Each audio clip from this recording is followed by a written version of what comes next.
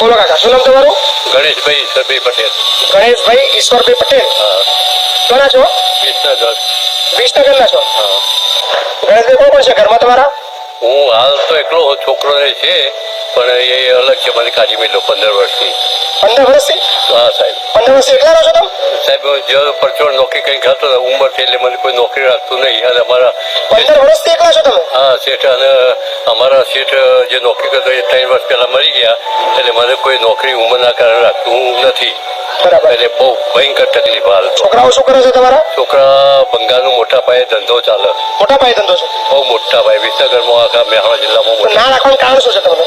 ના રાખવાનું કારણ કે એવું હતું સાહેબ કે આપણે ધંધો કરતા હતા, માલ ખરીદીએ, કોઈ વધારે પડતો ખરીદીએ, લોકોનો કોઈના ભાગ કરવો, કોઈના એવા સ્વાદ ખાતર લડાવતા હતા ઘરમાં. અને પછી ઝઘડા જ્યારે પરણાયો એટલે છોકરાને બહુ એનો બધો ઝઘડા છે. 15 વર્ષથી તમે એકલા જ છો? હા સાહેબ. બરાબર. કોઈ વાંધો નહીં, તમને લઈ લઈએ છીએ, ચિંતા ના કરો. કોઈ વ્યસન નહીં સાહેબ, કોઈ આરામથી રોઈ, કોઈ ટેન્શન ના લો. બરાબર? તમારી વ્યવસ્થા વૃદ્ધાશ્રમમાં કરવી, આરામથી.